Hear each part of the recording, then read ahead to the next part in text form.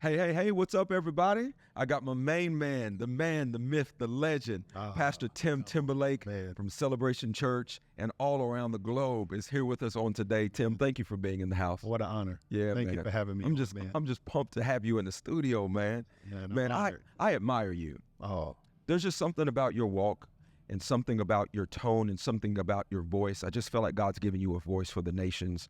And I feel like that when you speak, I sense the atmosphere shifting in heaven's direction. And so, thank you for being here. man, thank you. So for those of you all who are new to our podcast, of course, welcome. My name is Ken, and we do a podcast where we just help you grow closer to God and the people that God has placed in your life. Every once in a while, I'll have a good friend stop by, and my main man is here today, and we want to talk about overcoming, man. Yeah. I want to talk about overcoming life's biggest obstacles. Yeah. And so my assumption is that you've had a lot that you've overcome. Can you just tell me maybe a few stories about the things you've had to overcome? Yeah, I mean, in the various seasons of life, they present different obstacles to overcome. Yeah. And so whether it's 18, losing my dad the day after my 18th birthday, or at 25 going through divorce, or at 28 losing everything to a house fire, every single season presents obstacles for us to overcome. And I'm a firm believer that we can't control what happens to us, but we can control how we respond to it. Right. And there's something significant in our lives when we respond to these things with the mentality that those things can't make us. Yeah. Those things won't break us. Yeah. But God obviously has something more in store for us. Yeah. I think it helps us to shape and shift our perspective to what's really a priority in our lives. Yeah. Yeah. I always say it's the crushing of the olive that produces the oil. Yeah. And many times we run from the crushing. I'm not a big person to run to the crushing. Yeah. Matter of fact, as a faith guy, my background as a faith guy, I try to run away from messages about suffering. I'm telling you. And the fire of affliction and all that. Matter of fact, if I heard a preacher preaching that, I rebuke that in Jesus' name. But what I've learned is that the rain falls on the just and the unjust. And because we're in a fallen world, and I think it's actually a setup when we do not teach people how to handle the storms of life. Because I was sucker punched. Yeah. And we've been through some obstacles as well. And I just didn't expect those things to happen as a person of faith that was living holy. Yeah. It was almost kind of thought that, well, if you're going through things, you must have something wrong. Your faith isn't big enough. Absolutely. Or you might have sin in your life. 100%. And I found that to be bananas. 100%. Can you talk about that? Yeah. So I come from a word of faith background as well. And, my parents, fortunately for me, did not have a spiritually unhealthy view of faith because my dad had terminal cancer for 5 years, the last 5 years of his life. And they just, kind of kept a very healthy perspective of faith.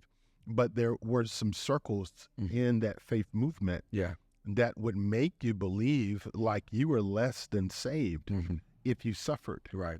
When in fact, when you read Hebrews, the hall of faith, the first portion of Hebrews says they had faith. They talk about faith. They built their lives around faith. But the last portion of it says they died in faith. They died in faith, which means that they did not see what they had believed God for in this life, but they still kept faith. Right. And so oftentimes I believe we don't get disappointed by what happens to us. Right. We get disappointed by what we expected not to happen. Right. And so when we can shape and shift our expectations to put those expectations back from a perspective of what God sees and desires for us, I think then we have healthy faith. Yeah, 100%. So when we started this, you kind of listed off a few things that you've been through. I need you to break those down a little bit because I need to fill them a little bit. So you said your dad passed from cancer, and he was a pastor. He was a pastor. And he was a very well-known and respected pastor. I remember hearing about your mom and dad. They were like a husband and wife ministry team back in the day before there was like a husband and wife ministry team. For sure. And I had a chance, of course, to meet your mom, and I think I might have seen your dad before he passed. But even when I think about Ken and Tabitha, it reminds me of the Timberlakes a little bit. You know what I'm saying? It reminds me of your mom and dad as a husband and wife ministry team. But just to break those obstacles down to me. So as a person of faith, it's like you've been through a few things. And I know that there are people who's listening to this that's been through a few things as well. And sometimes you're like, man, I don't know, maybe there's people who are hesitant to hear about somebody else's battle but I kind of feel like we need to hear about other people's battle, especially people that understand something about overcoming it. For sure. So whether it's divorce, whether it's sickness, whether it's a financial battle, if you are in a battle right now, we'll help give you some keys today. 100%. Can you just break it down for me a little bit? Yeah. So with my dad was diagnosed with stage 4 terminal throat cancer when I was 12 years old. Doctors gave him 2 weeks to live or get an experimental surgery. He opted for the experimental surgery. They told him the chance of him surviving it were very slim, but his chances of surviving it was a lot better than if he did not get the surgery. Right. And so they put him under. He got cut on his neck from the back of one ear. They opened up his entire neck. The incision ended on the back of the other ear, and they removed a tumor from his throat the size of a chipmunk. As a speaker, as a teacher, as a preacher, as a singer, what was unfortunate was when they removed the tumor, they also removed the quarter of his tongue. And that's what I remember. I remember him not being able to articulate. Yeah, so he was no longer able to eat, drink, or swallow. Okay. For the remainder of his life. He was fed through a G-tube.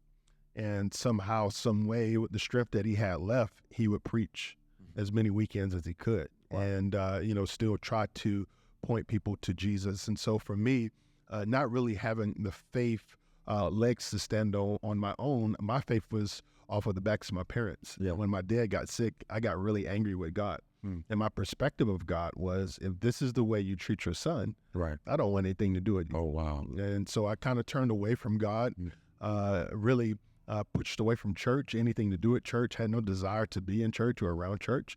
And while my mom was fighting for my dad's life, they would go from the hospital to church, from church back to the hospital.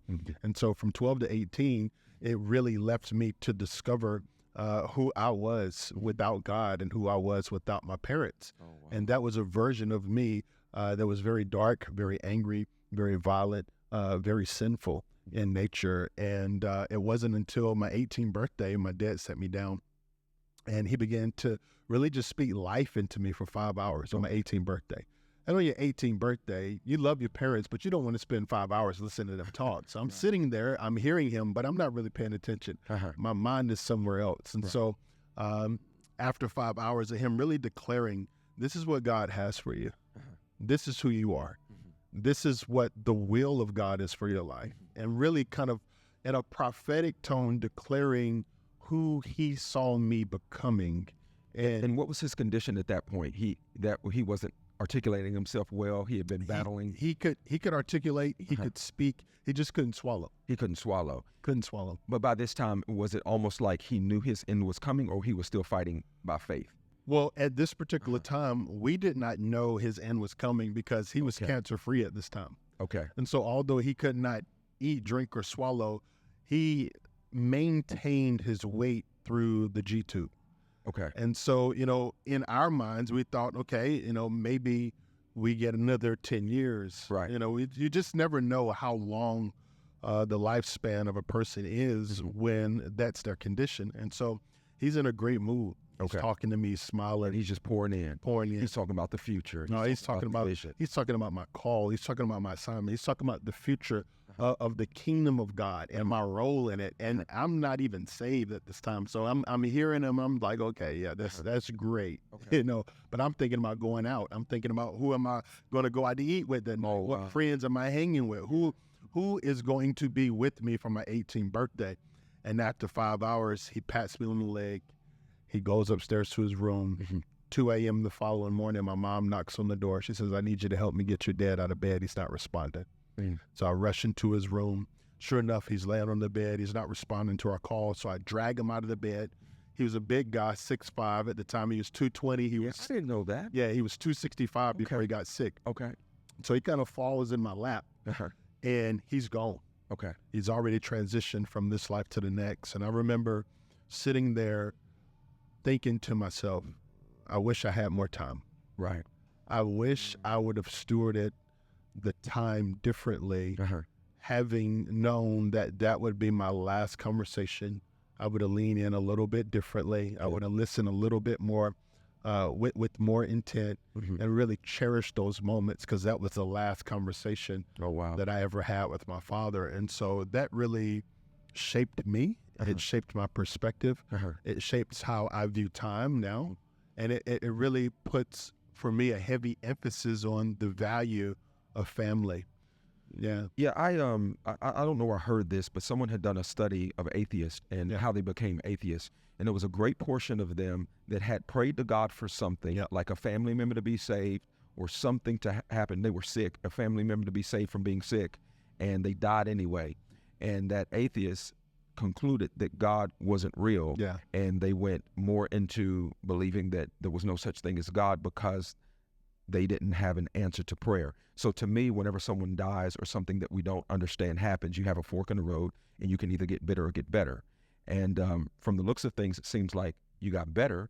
Is that what happened? That's you concluded like, okay, I need to, 18, obviously you wasn't living fully for God. Did it happen very quickly? Or what was your process there with the obstacle? So this is what I've learned. Better oftentimes is a process. Okay. And for me, and probably for our listeners, progress, very few times is it pretty. And so progress for me moving forward was to question God. And I think sometimes, especially if you grow up in church or around church or a traditional church, you hear, don't question God, don't question God. But questioning is one of the quickest ways we learn. Right. My son is 6, and the way he learns is by asking me questions. Right. Not questioning like I'm doubting you, but questioning because I want to learn. Intrigued. Grow, and I get it. Absolutely. He's intrigued by it. Yeah. And he will ask me the same question over and over Listen, and over. And my wife again. got cancer at 45 years old. I got a question. Absolutely. I got a question. 100%. I need some answers. Absolutely. Mm-hmm. And I think it's in the questioning that we bring ourselves to the conclusion of one or two things. Either God will reveal the answer that he wants us to discover. Right. Or we have to learn to trust him in the unknown. Yeah. And in that particular season, I had to trust God in the unknown. Yeah. And although my relationship did not change overnight, I started to make progress in my relationship with Jesus because I had these questions. Right. And I knew I did not have the answers. Okay. And when I figured that I could not answer the questions that I had, then I started to lean into the relationship a little bit more intently than I had before. Mm-hmm. And I was in Hampton, Virginia. I went to Hampton University, the real HU for all the Howard people out there. And I was in my apartment, Ken, and I just had this crazy dream where I thought that I had awakened, and I was on this stage in front of a sea full of people, and I looked down at my hands, and it was blood smudged on my hands. Mm. And as soon as I realized it was blood, for the very first time I heard the voice of God. Mm. And the voice of God was so poignant, so clear, so loud in my spirit, but yet in my ears. Mm-hmm. And he said, the longer you run from what I've called you to do, everyone you could have influenced, not everyone you meet, not everyone you talk to, not everyone that hears about you, everyone you could have influenced, their blood would be held to your account. Wow. And I woke up immediately. Wow. It was 3:12 a.m. in the morning. I called my mom, and I was scared out of my mind. I said, Mom, this is what happened. This is the dream I had. And I thought she was going to be like, oh my gosh, that's crazy. I can't believe. And she started laughing. Right. And I was like, what are you laughing at? Yeah, what's that? She said, that's the exact dream your father had when God called him into ministry. Oh, wow. I left school that week, transferred to Bible college, finished up Bible college early, moved back to North Carolina, started pastoring in January. That's 20 years. How old were you then? I was 20 when I took over.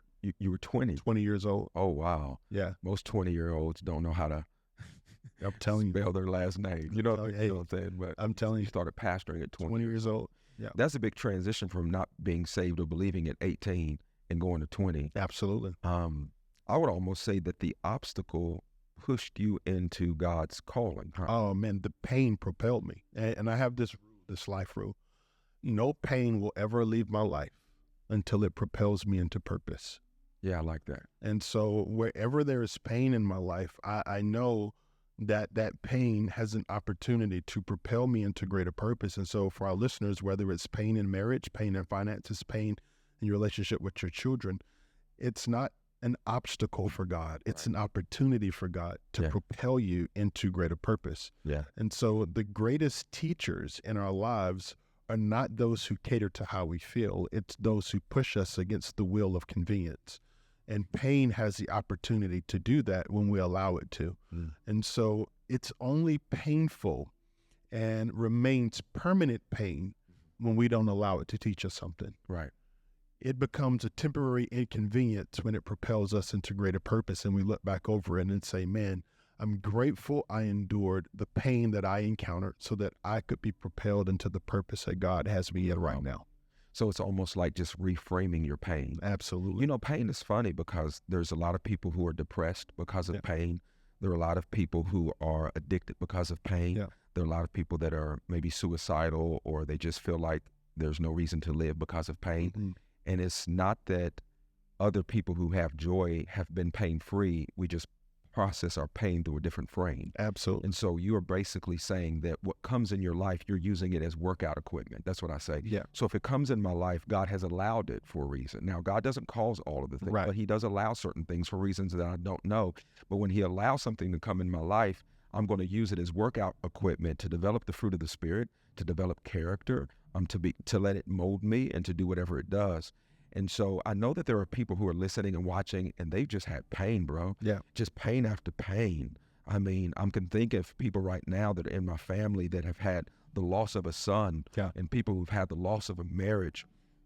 Multiple people that I know that have been diagnosed with cancer. Children that have been diagnosed with cancer. Things that have happened in this world that it almost feels like it would break them. And, you know, as I've went through dark seasons of my life, I've said, well, it's either going to break me or make me.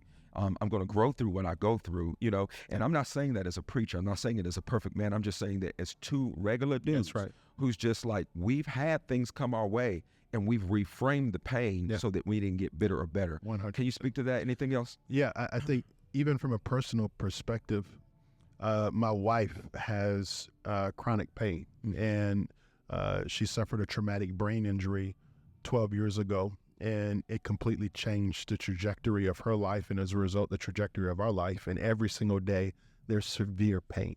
Every single day, there's severe obstacles. Can I stop you right there? Yeah.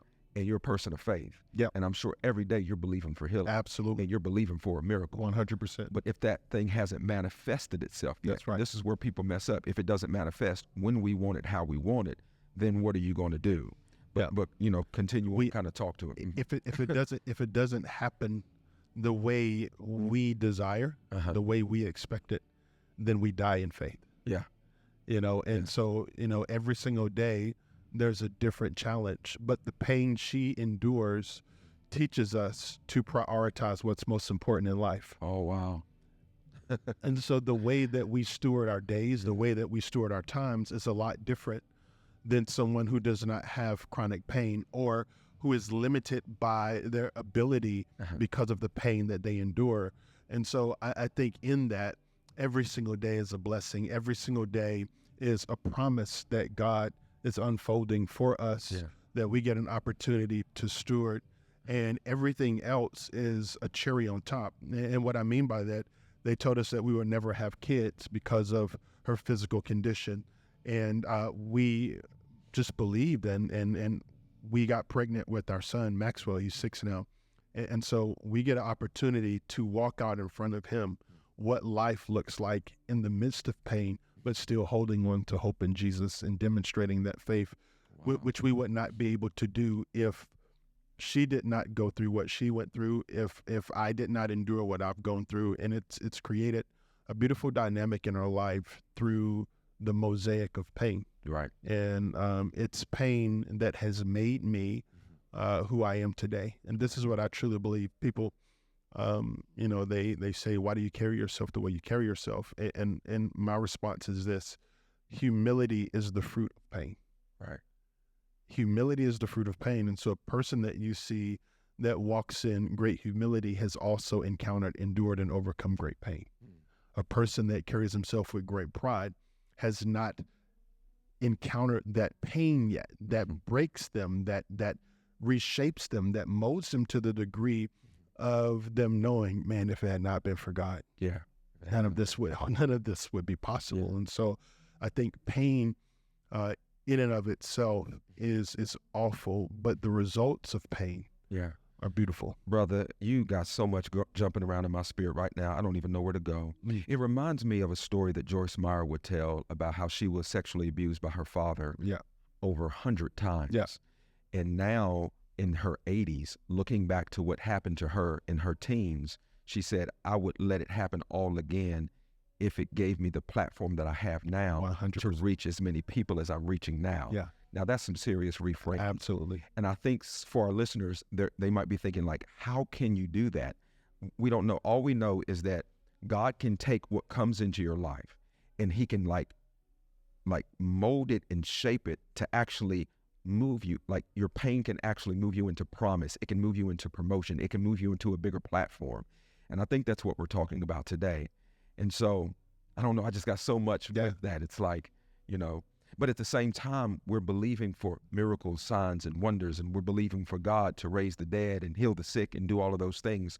And my faith is not necessarily hindered by my experiences. Yeah. I'm still believing those things, but it's at the same time I have to process my pain. Absolutely. Yeah, I think one of the greatest examples of faith is to not stop believing while you're going through moments of pain. To not stop believing. Yeah. Yes. So when we hear the word overcoming, it sounds a lot more glamorous than what it is, but overcoming is sometimes just getting up in the morning and putting your feet on the ground and saying, I'm here today. I'm here another night. Yeah. Well, give me some keys to overcoming, man. Give me some keys to overcoming. What would be your advice to the audience if someone who's facing a battle, they're trying to overcome it? What would you say? I would say don't try to overcome the battles alone. Okay, don't overcome them alone. If you're in driving distance of Orlando, get into this incredible church and get plugged into a life-giving community. If you're not within driving distance of a live church, then I would say find you a life-giving church with pastors that could nurture and care for your soul. Yeah. Because the worst thing that I think we could do is try to heal on our own, try to bring or come to some type of resolve on our own. We can't fix ourselves. Yeah. And we desperately need people to walk alongside of us to do that. I would also say find a good Christian therapist to help navigate these uncharted waters with you, and really be the fresh wind in the sails that get you from where you are to where you need to be. And I would also say just remind yourself that every single storm runs out of rain. Every single storm eventually runs out of rain. And the season that you're in, it will transition. It will come to an end. Yeah. And so I was watching an interview with a couple of actors, and in the interview, they were going around the horn kind of asking each other, what would you tell your younger self? And what wisdom would you tell yourself? And one of the actors said something. He took a quote directly from the Bible. He said, I would tell my younger self, this too shall pass. This too. Whether it's good, this too shall pass. Yeah. Whether it's bad, this too shall pass. Yeah. And I just encourage our listeners with that thought, no matter what season you're in, whether you're in a season of severe pain or whether you're in a season of experiencing everything that you've prayed and dreamed of, this too shall pass. Come on. So be prepared for what is on the way. Yeah. I love your humility. I can sense it. I can sense the humility of the Lord. I actually just preached a message about humility before honor, and really the way to get honor or promotion or God's best or God's promises is to actually humble yourself. It actually comes before honor, humility before honor. But many people are chasing the honor, and really we need to chase the humility that produces the honor. We're both social media guys. I mean, we're on social media. I had just actually taken a few months off of it, and I just now got back on it. And I went to your page, and you had like over 1 million followers. I was like, man, this guy. And it's just they think I'm Justin Timberlake. Is that what it is? Yeah. Are you serious? I'm serious. Aren't y'all related or something? I heard that y'all was related. Like third or fourth cousins. Yeah. So but still, that's something you should tell everybody. It's a crazy story, but for another time. Okay, all right. So, ladies and gentlemen, we had the third or fourth cousin of Justin Timberlake in the house today. And but I think it's amazing. I actually heard you on John Gordon's podcast. Yeah. Of all people, and just John Gordon has Positive University, and Damian Lillard was on there. Me and Damian, we talk and everything. And then I saw you on there, and I'm like, man, I got to get on John Gordon's. But it's just amazing to see how God will just, to be humble, to give you such a platform in your church. Is an amazing church. If you guys are ever in Jacksonville, Florida, and I don't know where else you got campuses, but Jacksonville, Florida is the home base. You got to get over to Celebration Church. I mean, Pastor Tim and his team is just doing an amazing, incredible job there. And, we're at a live conference as well. We have a conference every single year, for those of you all who are watching, if you ever want to come to the Orlando area, plan for the second week in October and come to a live conference. Pastor Tim is preaching at conference, and every single year we just try to bring in some of the most anointed apostolic leaders that we can find that we know have a word for our generation. But you were sharing this thing with me about people who are stuck. Yeah. And amazingly enough, we were just praying for people in a session in conference that felt like they were stuck. And I'm telling you, I thought 300 people was at the altar. Wow. Who felt like I'm just stuck. They feel like they're spinning their wheels. And I've been there in seasons of my life. I mean, I can go through the pain and overcoming cancer and the pain of betrayal and abandonment. We changed culture of our church. It took about 10 years of my life to do that. Yeah. And I guess what I was saying with the platform is many people see our platforms, they see the glory but don't know the story. Yeah. And a lot of people who have been elevated by God in the kingdom has all of these things that we've overcome. Yeah. And I just say that to let somebody know that if it's in your life, you can overcome it. There's another in the fire. There's nothing too hard for the Lord. Just keep on. But I think there's a word that you have just for people that feel stuck in a circle or a cycle. Can you just speak to that for a moment? Yeah, man. There's this passage in Exodus where God has given the children of Israel instructions after they've left Egypt, and they're now broken from captivity, and they're on their way to their promised land. And God gives them strange instructions. He tells them to turn around and go back to the place in which you came from, and I'll give you directions from there. And so they're heading out from captivity into the wilderness. And when they get in the wilderness, God tells them to turn around and head back in the direction from where they just came from. And oftentimes what seems like confusion in one season is actually direction and protection from God in another season. What the children of Israel did not know is that God was protecting them from Pharaoh.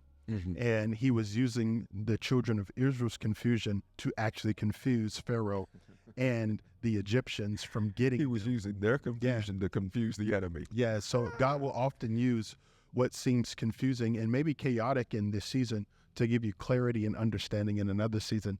And so the thing I would say is stay hidden until God reveals what he desires to do in you. Oh, wow. Yeah. Stay hidden. That's right. You know, there's so many people, they would rather be discovered than developed. Oh, for sure. And in the hiding place, God is developing us, isn't he? Yeah. I just taught a message about David.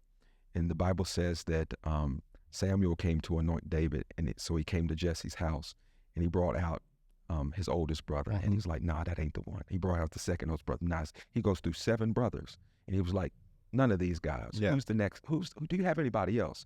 And he's like, well, I got the youngest one. Yeah. You know, he's out in the field with the sheep.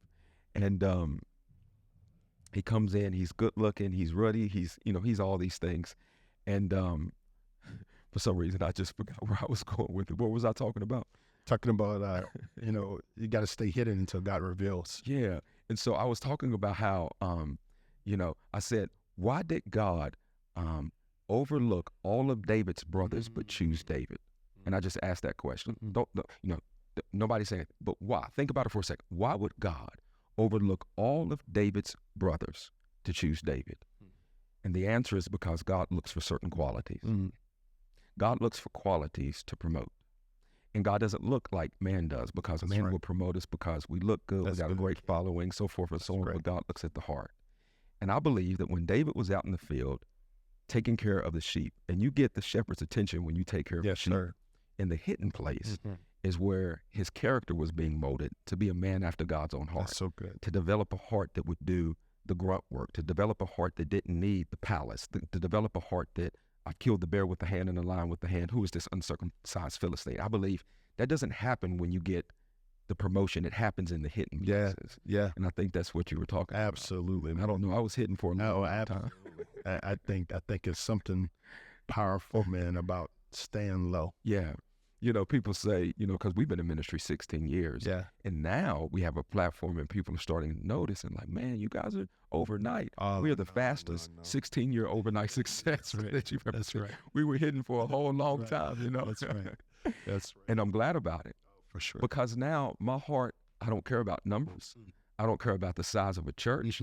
I don't care about a certain platform. I'm not in competition with anybody. In my hiding season, God was ripping and stripping all of the self-promotion out of me. So now in my promotion season, he's giving me things that I don't even want. Like I wasn't on social media for I come back on a couple 100,000 followers. You know what I'm saying? Like just I see what God's doing because I don't even desire those things any longer. I'm just doing what I do to serve him.